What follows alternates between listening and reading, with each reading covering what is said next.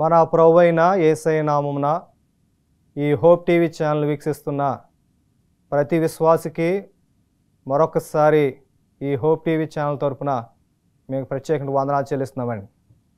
మరొకసారి మీ మధ్య నిలబడి దీని యొక్క వాక్యాన్ని బోధించడానికి దేవుడిచ్చిన ఇటు తరుణాన్ని బట్టి దేవునికి వందాల్సిన ఉన్నాను. ఈరోజు మన యొక్క ప్రాముఖ్యమైన అంశము శ్రమకాలంలో ఉన్నంటి వారి యొక్క అనుభవం, శ్రమకాలంలో దేవుని బిడ్డలకున్నటి అనుభవం ఎలా ఉంటుంది అన్న దాని గురించి మనం నేర్చుకుందాం. ప్రార్థన చేసుకుని దేవునికి సహాయం కొరకు మనం దేవుని వేడుకుందాం. మనం మిక్కిలిగా ప్రేమించిన యేసయ్య నీకు వందనాలు. ఈ దినం ప్రభా నీ యొక్క అంశాన్ని గురించి మేము మాట్లాడుకుంటుండగా నీ ఆత్మను మాకు తోడు గురించి మమ్మల్ని నడిపించమని యేసయ్య పేరట వేడుకుంటున్నామా పరమ తండ్రి, ఆమేన్.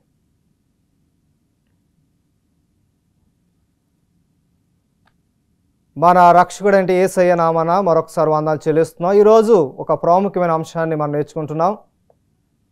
క్రీస్తు యొక్క బాటలు నడుస్తున్న బిడలకు దేవుడే సర్వము అని నమ్ముతున్న వారికి శ్రమల్లో వారికి ఎటువంటి అనుభవాలు ఎదురవుతాయి, ఎలాంటి అనుభవాలతో వారు సతమతపడుచున్నారు.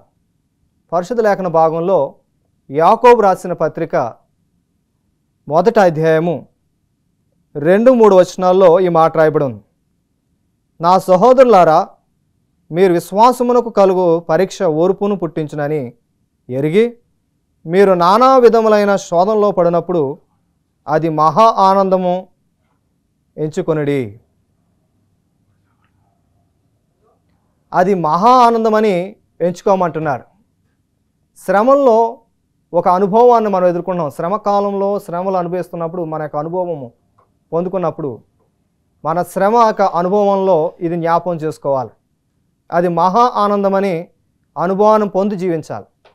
శ్రమకాలంలో జీవిస్తున్నప్పుడు, శ్రమకాలంలో మనం ఉన్నప్పుడు ఈ శ్రమ నా జీవితాన్ని మార్చుతుంది అని మనం విశ్వసించాలి. ఈ శ్రమను ఆనందంతో నింపుకోవాలి. శ్రమలు వచ్చినప్పుడు అది ఆనందంగా ఎంచుకోవాలి. శ్రమలో ఉన్నప్పుడు ఆనందాన్ని ఎంచుకుని అనుభవాన్ని పొందుకోవాలని దేవునికి ప్రార్థించాలి. ఇక్కడ యాకోబు పత్రిక అంతా మనం చదివితే ఎక్కువ శాతము శ్రమలో ఉన్న వారి యొక్క ఓర్పుని గురించి మాట్లాడుతుంది. శ్రమకాలంలో ఉన్న ప్రతి ఒక్కరూ, శ్రమలు అనుభవిస్తున్న ప్రతి విశ్వాసికి దేవుడిచ్చిన ఓర్పును గురించి ఈ వాక్యాలు మనం అనేక పరిణామాలు వింటున్నాం. అందుకే బైబిల్లో మనం చూసినట్లయితే ఈ శ్రమలో అనుభవించినట్టు ఒక ప్రాముఖ్యమైన వ్యక్తి ఉన్నారు. ఆయన శ్రమలో ఎంతో అనుభవించాడు. ఇంచుమించు శ్రమల యొక్క అనుభవం అంటే ఏంటో ఆయన ద్వారానే మనం నేర్చుకోవచ్చు. ఆయన ఎవరో కాదు, మన పరిశుద్ధ లేఖన భాగంలో యోబు గారు. యోబు గారు చాలా ధనవంతుడు, చాలా ధనవంతుడు. అనేకమైన పనివారు ఉన్నారు, ఒంటులు ఉన్నాయి, గొర్రెలు ఉన్నాయి, కుమారులు ఉన్నారు, కుమార్తెలు ఉన్నారు, ఎన్నో ఉన్నాయి. కానీ అనుకోని రీతిగా ఒకేసారిగా అవన్నీ అంతమైపోయాయి. యోబు గ్రంథం 1వ అధ్యాయాన్ని మనం పరిశీలన చేసినప్పుడు యోబు గారి యొక్క జీవిత అనుభవాన్ని మనం ఒకసారి జ్ఞాపకం చేసుకున్నట్లయితే మనకెంతో విచారం కలుగుతుంది. ప్రియదేవుని బిడ్డలారా, ఎంత విచారం అంటే ఆ యొక్క యోబు గారు ఎదుర్కొన్న ఆ యొక్క శ్రమ యొక్క అనుభవాన్ని మనం ఒకసారి చూస్తే ఒకేసారి వచ్చినాయి, ఒకేసారి అతని మీద పడ్డాయి. ఆ అనుభవంలో అన్నీ కోల్పోయాడు. ఉన్న ఆస్తిని కోల్పోయాడు, గొర్రెలను పోగొట్టుకున్నాడు, ఒంటెలను పోగొట్టుకున్నాడు, కుమారులను కూడా పోగొట్టుకున్నాడు. కుమారులు కుమార్తెలు ఎక్కడ పాపం చేస్తారని ప్రతి ఉదయం వారి నిమిత్తమే మరి బలి అర్పణలు అర్పించేవాడు. వారు ఎక్కడ పాపం చేసేస్తారని మరి వారి కోసము ముందుగానే బలి అర్పణలు అర్పించి దేవుని ఎదుట ప్రాధేయపడుతూ ఉండేవాడు. ఇంత ప్రాధేయపడుతున్నట్టు యోబు గారి జీవితంలో ఎదుర్కొన్న శ్రమ, ఆ శ్రమ గురించి మనం పరిశీలన చేసినప్పుడు ఎప్పుడూ ఊహించలేని రీతిగా అన్ఎక్స్పెక్టెడ్గా ప్రతిదీ ఆయనకు అనుకూలంగా లేకుండానే జరిగిపోయాయి. దాన్ని ఆ యొక్క ప్రమాదం నుండి తప్పించుకుందాము అని అనుకోవటానికి కూడా అతనికి అవకాశం లేదు. అయితే ఈ లోకంలో జీవిస్తున్నట్టే మనకు అవకాశాలు ఉన్నాయి. ఒక సమస్య వచ్చినప్పుడు దాని నుంచి తప్పించుకోవడానికి బోలని ఆలోచనలు దేవుడిచ్చాడు మనకి, బోలంత టెక్నాలజీ మనకు ఉంది. కానీ యోబు గారికి మరి ఒకేసారి వచ్చేసాయి, తప్పించుకునే మార్గం లేదు, కుమారులను కాపాడుకునే అవకాశం లేదు. కుమార్తెను కాపాడుకునే అవకాశం లేదు, ఆస్తులను కాపాడుకునే అవకాశం లేదు. అన్నీ ఒకటి తర్వాత ఒకటి అనుకోని రీతిగా వచ్చేసాయి. అయితే ఇవన్నీ కోల్పోతున్నప్పుడు స్నేహితులు వచ్చారు. యోబు గారి యొక్క స్నేహితులు వచ్చి, ఉదాహరణకు మనం చూసినట్లయితే స్నేహితులు ఓదార్చడానికి వస్తారు. అయితే అందులో యోబు గారికి 3 స్నేహితులు ఉన్నారు. 3 స్నేహితులు కూడా ఏమంటున్నారు? రకరకాలుగా మాట్లాడుతున్నారు. యోబు గారి యొక్క భార్య అయితే ఏమంది? దేవుణ్ణి దూషించి చనిపో, దేవుణ్ణి దూషించి చనిపో అంది. ఇది ఇంకా మరి శ్రమలో ఉన్న గొప్ప అనుభవం ఇదే. ఇంత శ్రమలో ఉన్నప్పుడు కూడా యోబు గారు అన్న మాట నాకు చాలా ఇష్టమైన మాట. దేవుడిచ్చాడు, దేవుడే తీసుకున్నా. తల్లి గర్భంలో నేను వచ్చినప్పుడు నేను దిగంబరిగా వచ్చాను, ఏమీ తెచ్చుకొని రాలేదు. అలాగే ఇప్పుడు కూడా నేను అలాగే వెళ్ళబోతున్నానని అనేకమైన సార్లు తనను తాను ఓదార్చుకున్నాడు.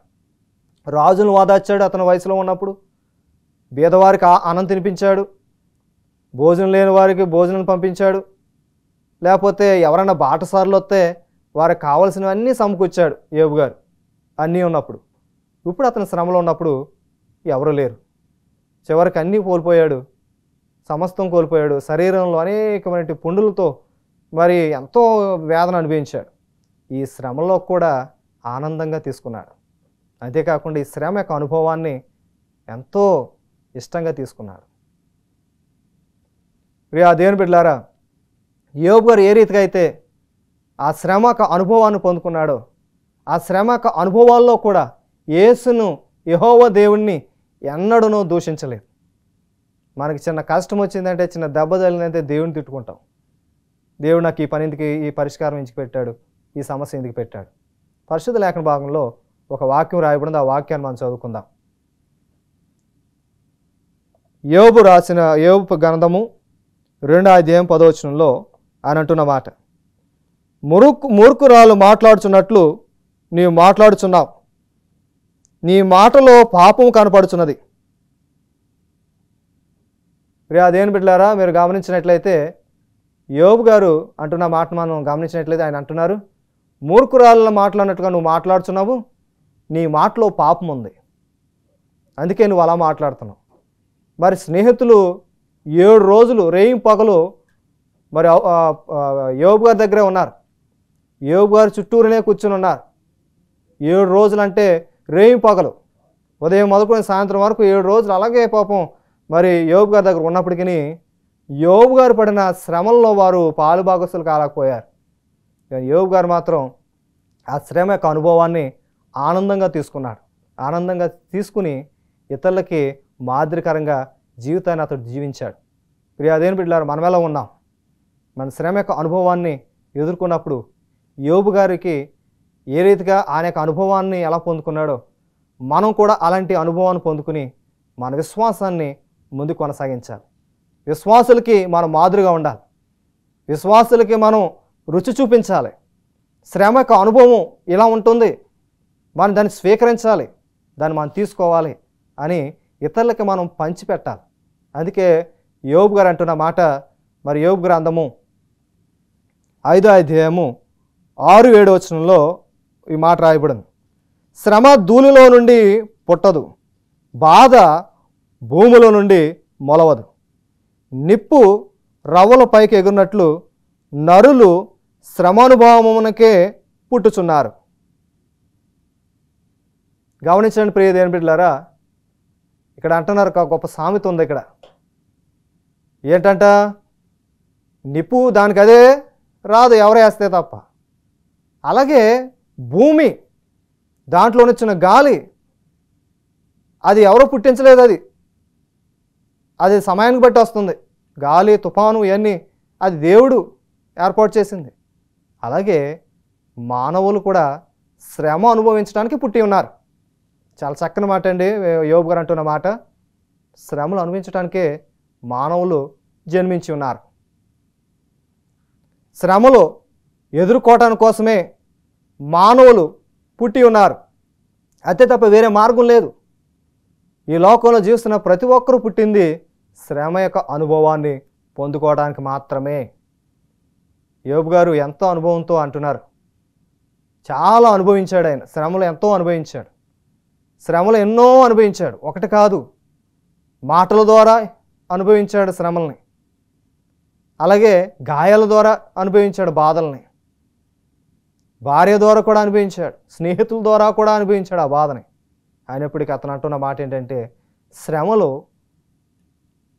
దొరకక ఉన్నట్లయితే వాడికి ఫలితమేమి? శ్రమలు పొందుకున్న వాడే అదృష్టవంతుడు. వాడికి యేసయ్య గొప్పతనం ఏంటో, యెహోవా యొక్క గొప్పతనం ఏంటో తెలుస్తుందని ఈ మాటల ద్వారా నేను నేర్చుకుని ఉన్నాను. అందుకే యోబు గారు అంటున్నారు, శ్రమలు కొరకే మానవులు జన్మించి ఉన్నారు. ఇంకో వాక్యాన్ని మనం చూసినట్లయితే యోబు గ్రంథము 9వ అధ్యాయము 27వ వచనంలో ఆయన అంటున్న మాట, నా శ్రమను మరిచిపోయేదననియు దుఃఖముఖుడమై ఉండుట మాని సంతోషంగా ఉండేదననియు నేను అనుకుంటున్నా. నాకు శ్రమలు వచ్చాయి కదా, ఆ శ్రమలు నేను అనుభవిస్తున్నాను కదా, కష్టాలు నేను అనుభవిస్తున్నాను కదా, నేను సంతోషంగా ఉంటానేమో అని అనుకుంటున్నారు కొంతమంది.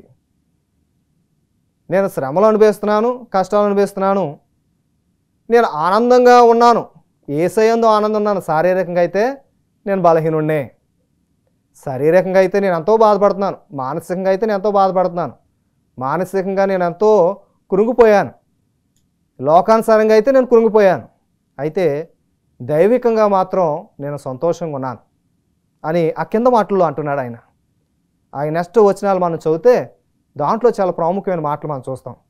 యోబు గారు అంటున్నారు, శ్రమలు అనుభవించడం నాకు సంతోషంగా ఉందని కొంతమంది అనుకుంటున్నారు, కానీ యేసయ్యందు యెహోవా దేవుని యందు నేను ఆనందిస్తున్నాను, కానీ శారీరకంగా ఈ లోక శారీరకంగా అయితే నేను బాధలు అనిపిస్తున్నాను. ఇది మాత్రం నిజం ప్రియ దేవుని బిడ్డలారా. ఈ శారీరకంగా మానసికంగా మనం ఎంతో కురుంగిపోతూ ఉంటాం. అయితే యేసయ్యలో ఉన్నవారు క్రీస్తుని బట్టి ఆనందించువారే ఉంటారని మరి యోబు గారు పలుకుతున్న మాటలో అద్భుతమైన మాట నీతోనూ నాతోనూ మాట్లాడుతుంది ప్రియ దేవుని బిడ్డలారా. ఆయన అనుభవాన్ని మనం చూసినట్లయితే శ్రమలో ఎలా అనుభవించాడు, శ్రమల యొక్క అనుభవం యొక్క గొప్పతనం ఏంటో మరొక వాక్యంలో ఆయన చెప్తున్న మాటని మరొకసారి మనం చదువుకుందాం. యోబు గ్రంథము 15వ అధ్యాయం 24వ వచనంలో, శ్రమయు వేదనయు వాని బెదిరించును, శ్రమయు వేదనయు వాని బెదిరించును, దేవుని యొక్క ప్రేమ మాత్రం మనల్ని ధైర్యపరుస్తుంది. యోబు గారు అంటున్నారు 15వ అధ్యాయం 25వ వచనంలో, శ్రమయు వేదనయు భయపెడుతున్నాయంటండి. ఈ శ్రమలో ఈ బాధలో ఒత్తిళ్ళు మనల్ని భయపెడుతున్నాయంట, కానీ యేసయ్య ప్రేమ మాత్రం, దేవుని యొక్క అనుగ్రహం మాత్రం మనల్ని ఆనందభరితులను చేస్తుంది, మనల్ని సంతోషభరితులుగా చేస్తుంది. ఆనందంగా ఉండాలని చేసేదే యేసయ్య ప్రేమ. ఈ విషయాలన్నీ యోబు గారు తన స్నేహితులతో పంచుకుంటున్నారు. యోబు గారికి 3 స్నేహితులు ఉన్నారు. మధ్యలో ఒక స్నేహితుడు వచ్చాడు, కానీ అతను అంతగా బైబిల్లో కనపడలేదు. కానీ 3 స్నేహితుల్లో మొదటివాడు ఎలిపేజు అనే ఒక స్నేహితుడు ఉన్నాడు. అతడు వాదాస్తున్నాడు, కానీ వాదాస్తూ యోబు గారి యొక్క బాధల్లోనూ పంచుకుంటున్నాడు. మళ్ళీ ఏమంటున్నాడంటే, నీకు ఈ పరిస్థితి రావటం కారణం ఏంటని కొన్ని మాటలతో అతన్ని గాయపరుస్తున్నాడు. స్నేహితుడి మీద ప్రేమతో కొంచెం మంచిగా మాట్లాడుతున్నాడు, కొంచెం బాధ కలిగిస్తున్నాడు. అలాగే ఉన్న మిగతా 3 స్నేహితులు కూడా ఈ రకంగానే మాట్లాడారు. వారు దేవుణ్ణి దూషించారు. దేవుని దూషించినప్పుడు వారి మీదకి అనుకోని రీతిగా దేవుని ఉగ్రత వారి మీద పడినప్పుడు యోబు గారు ఏం చేశారంటే, వారి స్నేహితుల నిమిత్తమై ప్రార్థించి వారి కోసం బలిపీఠం కట్టి దేవుని ఎదుట ప్రార్థించగా స్నేహితులు రక్షించబడ్డారు. ఇవన్నీ స్నేహితులు చూస్తున్నారు, ఈ కార్యాలన్నీ చూశారు. ఇవన్నీ చూసి యోబు యొక్క శ్రమ యొక్క అనుభవం ఎంతో గొప్పదో వారు ఆ వాక్య వచనంలో పలుకుతున్నారు. అంటే ఏమంటారంటే, యోబు ఇంత గొప్ప విశ్వాసి, ఇన్ని శ్రమలు అనిపించినప్పటికీ నీ దేవుని దూషించిన వాడు ఎవడన్నా ఉన్నారే అంటే అది యోబు తర్వాతే అని అన్నారు. అందుకే యోబు గ్రంథం మనం చదివితే మరొక వాక్యాన్ని మనం పరిశీలన చేసినట్లయితే అది చాలా విలువైన మాట మనం చూస్తున్నాం.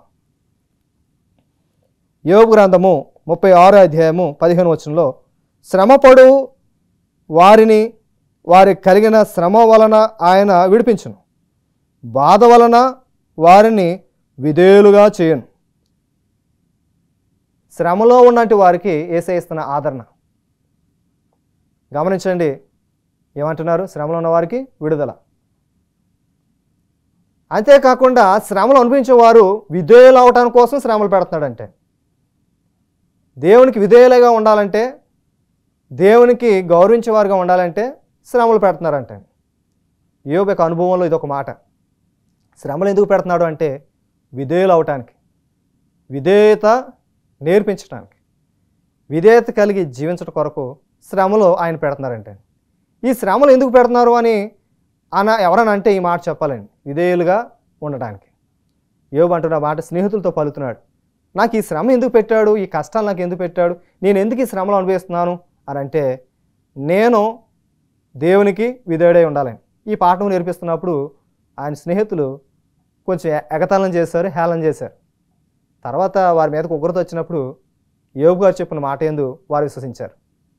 అందుకే వాక్యం సెలవిస్తుంది, యోబు గ్రంథము 23:10 నేను నడుచు మార్గం ఆయనకు తెలియను, ఆయన నన్ను శోధించను, తర్వాత నేను సువర్ణ వలె కనబడుదును. యోబు గ్రంథం 23:20 ఆయన నన్ను శ్రమ పెట్టినను, నన్ను ఆయన సువర్ణంగా చేస్తాడని. క్రైస్తవ పాటలో ఒక పాట ఉంది, నేను వెళ్ళే మార్గము నా యేసుకే తెలియనని. అందులో శోధింపబడిన మీదట నేను సువర్ణం వలె మారేదను. ఈ మాట మనం చూసినట్లయితే యోబు గ్రంథంలోనే మనం చూసాం. నేను శ్రమలు అనుభవిస్తే ఆ శ్రమలను బట్టి నేను సువర్ణంగా మారబోతున్నాను, నా జీవితంలో సౌందర్యవంతంగా చేయబోతున్నాడు, నా జీవితం యొక్క గుణ లక్షణాలన్నీ ఆయన సవరిస్తున్నాడు, సరిచేస్తున్నాడు. ఈ శ్రమలని యొక్క అనుభవాన్ని నేను పొందుకున్నప్పుడు, శ్రమల యొక్క అనుభవంలో నేను నడిచినప్పుడు నేను సువర్ణంగా మారబోతున్నాను. ఇది చాలా ప్రాముఖ్యమైన మాట. ఈనాటి క్రైస్తవులు దీన్ని గుర్తించలేకపోతున్నారు. నిజమైన వాక్యానుసారంగా జీవించేవారు, యథార్థంగా జీవించే వారి జీవితంలో ఈ శోధనలో అనుభవాల్లో వెళ్ళినప్పుడు వారు అనుకుంటారు, నేను క్రీస్తుని అంగీకరించాను, ఈ అనుభవం నాకు వద్దు, ఇలాంటి జీవితం నేను పడలేను అని కొంతమంది క్రైస్తవ మతాన్ని విడిచిపెట్టేవారు ఉన్నారు. కానీ ఇక్కడ యోబును మనం ఆదర్శంగా తీసుకుంటే, యోబు యొక్క గ్రంథాన్ని పరిశీలన చేసి చదివిన ప్రతి విశ్వాసి ఎంత మాత్రమును యేసయ్య యొక్క మార్గాలను విడిచిపెట్టి వెళ్ళరు, క్రైస్తవ మతాన్ని విడిచిపెట్టరు. యోబును మాదిరిగా తీసుకున్న ప్రతి ఒక్కరు సువర్ణంగా మార్చబడతారు.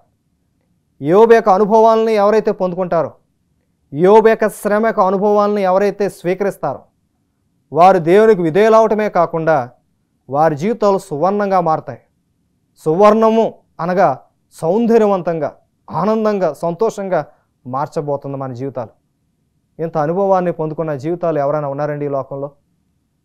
క్రీస్తు యొక్క మార్గంలో నడవటమే కాకుండా దేవుని అనుసరించి నడుచుకోవటం. శ్రమ యొక్క అనుభవాల్లో మనం నడిచినప్పుడు, కష్టాలు మన మీదకి వచ్చినప్పుడు మనం ఎలా ఉన్నాం, ఎలాంటి జీవితాలని మనం జీవించగలుగుతున్నాం? ప్రతి అడుగులోనూ, ప్రతి ఒక్క అనుభవాల్లోనూ మన జీవితము కొన్నిసార్లు బలహీనం అవుతుంటుంది. కానీ బలహీనంగా ఉన్న ప్రతి క్షణమందు క్రీస్తే మనకి మాదిరికరంగా ఉన్నారు. క్రీస్తు యొక్క అడుగుజాడలో మనం నడిచినప్పుడు ఆయన మనకి మార్గాన్ని చూపిస్తానంటున్నాడు. ఆ మార్గం ఏంటో హెబ్రీయులు రాసిన పత్రికలో ఉన్నది. హెబ్రీయులు రాసిన పత్రిక 2:18 ఈ మాట రాయబడిందని, తాను శోధింపబడి శ్రమ పొందిన గనుక శోధింపబడు వారికి సహాయం చేయగలవాడే ఉన్నాడు. హెబ్రీయులు 2:18 మన ప్రభువైన యేసుక్రీస్తు ప్రభువారు శోధింపబడి శ్రమపడి ఉన్నారు. అలాగే ఆయన ఏ విధంగా అయితే శోధింపబడి శ్రమపడి ఉన్నాడో, క్రీస్తుని అంగీకరిస్తున్న ప్రతి ఒక్కరూ ఆ యొక్క అనుభవాన్ని పొందుకున్నప్పుడు యేసయ్య ఇచ్చిన వాగ్దానం ఏంటంటే, నేను కూడా వారిని విడిపిస్తాను. ఎంత గొప్ప అవకాశమో ప్రియ దేవుని బిడ్డలారా, దేవుడిచ్చిన గొప్ప అవకాశము. ఎవరైతే శోధనలో పడుతున్నారో వాళ్ళని విడిపిస్తాను. ఈ మాట మనం అనేకసార్లు చదువుతాం. శోధింపబడిన వారికి, శోధింపబడినటి ఒక అనుభవాలను పొందుకున్న వారికి యెహోవా దేవుడిచ్చిన గొప్ప వాగ్దానం. మన జీవితంలో, క్రైస్తవ జీవితంలో అనేక సార్లు మన శ్రమల యొక్క అనుభవాల్లో నడుస్తున్నాం. ప్రతి దినము ఏమవుతుందో మనకు తెలియదు. ప్రతి ఒక్క అనుభవము మన యొక్క గుండెకి గుచ్చుకున్నట్టుగా మన హృదయానికి ఎంతో బాధ కలిగించేలా ఉంటాయి. యేసయ్య బైబిల్ ప్రకారంగా మనం జీవించినప్పుడు, యేసయ్యను మాదిరిగా నడుచుకున్నప్పుడు చాలామంది మన మీదకి ఫోకస్ చేస్తుంటారు. మన యథార్థమైన జీవితాన్ని పడగొట్టాలని, లేకపోతే నీతికరమైన జీవితాన్ని మనం జీవిస్తున్నప్పుడు ఒకడు బాగుంటే తట్టుకోలేకుండా మనం అభివృద్ధి చెందుతుంటే మనల్ని తొక్కడానికి, మనల్ని నాశనం చేయడానికి సాతానుడు ప్రయత్నం చేస్తుంటాడు మానవుల ద్వారా. అలాంటప్పుడు ఇలాంటి అనుభవాలను పొందుకున్నప్పుడు మనం శోధింపబడిన తర్వాత ఆయన సువర్ణంగా మార్చుతానన్నాడు. యేసయ్య ఏ విధంగా అయితే శోధింపబడ్డాడో ఆ రీతిగా మనం శోధింపబడితే ఆయన మనకి సహాయకుడిగా ఉన్నాడని వాక్యం సెలవిస్తుంది. మనకి ఈ లోకంలో ఎవరైనా సహాయకుడు ఉన్నారు అంటే ఆయన యేసయ్య. సహాయం చేసేవారు కొంతవరకే, కానీ యేసయ్య మాత్రం మనల్ని సహాయం చేయడానికి సిద్ధంగా ఉన్నాడు. నీ జీవితంలో, నా జీవితంలో ప్రియదేని బిడ్డలారా, ఈ శ్రమలనే అనుభవాలను పొందుకున్నప్పుడు, ఈ శ్రమ యొక్క అనుభవాల యొక్క అడుగుజాడలో మనం నడిచినప్పుడు, ఈ అనుభవాన్ని మనం పొందుకుని ఉన్నప్పుడు దీని నుండి మనం రక్షించడానికి యేసయ్య మనకున్నారు. ఆయన మనల్ని విడువాడు, ఎడబాయుడు, అంతం వరకు నడిపించేవాడు, కష్టాల్లో నడిపించేవాడు, శ్రమల్లో కూడా ఆయన మనల్ని పడిపోకుండా పట్టుకునేవాడు. ఒకవేళ మనం పడిపోతుంటే ఆయన మనం పట్టుకోవడానికి ఆయన దేవదూతలను పంపిస్తానని వాక్యం సెలవిస్తుంది. ఈ రీతిగా దేవుడు మనల్ని అంతవరకు నడిపించడానికి ఆయన సిద్ధంగా ఉన్నారు. నీ దేవుడు, నా దేవుడు, మనందరి దేవుడు, పరలోకమందున్న యేసయ్య శ్రమ యొక్క అనుభవాలు నడుస్తున్న ప్రతి ఒక్కరికి ఆయన మాదిరిగా ఉన్నాడు. ఇరుకు ఇబ్బందుల్లోనూ, కష్టాల్లో కూడా ఆయనకు మనకు సహాయకుడిగా ఉన్నాడు. మనం సహాయం చేసేవాడు, మనల్ని ఎన్నడూ విడువాడు. మనం ప్రార్థించి దేవుని అడిగితే ఆయన తప్పకుండా ఆ అనుభవాల్లో ఉన్నట్టు వారిని సహాయం చేయడానికి ఆయన సిద్ధంగా ఉన్నాడు. మన జీవితంలో, క్రైస్తవ యాత్రలో మనం జీవిస్తున్నాం. ఈ క్రైస్తవ యాత్ర అనేకమంది అలజడులు, అనేకమైన శోధనలు, ఈ శోధనలో మనం నడుస్తున్నప్పుడు సాతానుడు మనల్ని పడేయాలని చూస్తూ ఉంటాడు. కానీ మన శ్రమ యొక్క అనుభవాన్ని పొందుకుని, ఆ శ్రమ యొక్క అనుభవాల నుండి అనేకమైన అమూల్యమైన పాఠాలు మనం నేర్చుకున్నప్పుడు మన దేవుడు మనల్ని నడిపించడానికి సిద్ధంగా ఉన్నాడు. ప్రియా దేవుని బిడ్డలారా, ఈ యొక్క మాటలు వింటున్న ప్రతి ఒక్కరూ మీ జీవితంలో శ్రమలు అనే అనుభవాలను పొందుకున్నప్పుడు ఆ అనుభవాల నుండి మనల్ని దేవుడు సువర్ణంగా మార్చుతాడు. అంతేకాకుండా ఆ శ్రమలో నుండి శోధించబడిన వారికి ఆయన సహాయకుడిగా ఉన్నాడు. ఆయన సహాయం చేసేవాడు, ఆదరించేవాడు, అంతవరకు మనల్ని నడిపించేవాడు. మన నమ్ముకున్న యేసయ్య మనల్ని ఎన్నడూ విడువాడు, ఎడబాయడండి. అంతవరకు నడిపించే యేసయ్య మార్గంలో మనం ఉంటే మనల్ని ఆయన రక్షించేవాడు. మన రక్షకుడు, మన ప్రభువు యేసయ్య అంతవరకు నడిపించేవాడు. ఈ లోకంలో ఉన్నవారు, స్నేహితులు కానీ ఎవరైనా కొంతవరకే నడిపిస్తారు, కానీ మన యేసయ్య మాత్రం మనల్ని అంతవరకు నడిపించి నిత్య రాజ్యానికి నడిపించేవారు మన యేసయ్య. ఆయన బాటలో మనం నడిస్తే ఆయన మనల్ని ఎన్నడూ విడువాడు. మన క్రీస్తు యొక్క రక్షణ పొందుకోవాలి. క్రీస్తు యొక్క మార్గంలో నడిచినప్పుడు ఆయన ఎప్పటికీ మనల్ని నడిపించడానికి ఆయన సిద్ధంగా ఉంటాడు. కానీ మనల్ని ఆయన పడగొట్టేవాడు కాదు. మనల్ని పడిపోతున్న వారిని లేపేవాడు, ఇరుకు ఇబ్బందుల్లో ఉన్న మనల్ని కాపాడేవాడు, రక్షణ విమోచకుడు ఆయనే మనకి ఆధారమై ఉన్నాడు. అటువంటి ఆధారకర్త అయిన యేసయ్య మార్గంలో మనం నడవడానికి ప్రయత్నించాలి. మరి యోబుని మాదిరిగా తీసుకుని యోబు యొక్క అడుగుజాడలో మనం నడిచి యోబు యొక్క గ్రంథాన్ని మనం పరిశీలన చేసినట్లయితే అనేకమైన ప్రాముఖ్యమైన విషయాలు మనం నేర్చుకొని పోతున్నాం. అటు రీతిగా మనం ఉండుటకు దేవుని సహాయం మనకు తోడుగుండి మనల్ని నడిపించును గాక. ఆమేన్. ప్రార్థన చేసుకుందాం. మమ్మల్ని మిక్కిలిగా ప్రేమించిన యేసయ్య నీకు స్తోత్రాలు. ఈ యొక్క శ్రమ యొక్క అనుభవాల్లో విశ్వాసులుగా మేము ముందుకు వెళ్తున్నప్పుడు నీ పరిశుద్ధాత్మ సహాయం మాకు తోడుగా ఉంచండి. యోబుని మేము మాదిరిగా తీసుకొని యోబు ఏ రీతిగా ఈ శ్రమల గుండా నడిచినప్పుడు ఆ అనుభవాన్ని బట్టి అంటున్న మాటను మేము జ్ఞాపకం చేసుకొని యోబు ఏ విధంగా అయితే శ్రమలు అనిపించినప్పుడు సువర్ణంగా మారి ఉన్నాడు, మేము కూడా అటు రీతిగా సువర్ణంగా మారి నీ రాజ్యవ్యాప్తి కొరకు మేము సిద్ధపడి శోధింపబడిన మా జీవితంలో సహాయకుడిగా నీవు ఉన్నావని అనేక మందికి మేము ప్రకటించి అటు రీతిగా ప్రభువా మా హృదయాలు పూర్తిగా పరిశుద్ధాత్మ చేత నింపబట్టకు సహాయము చేయమని యేసయ్య పేరట వేడుకున్న మా పరమ తండ్రి. ఆమేన్.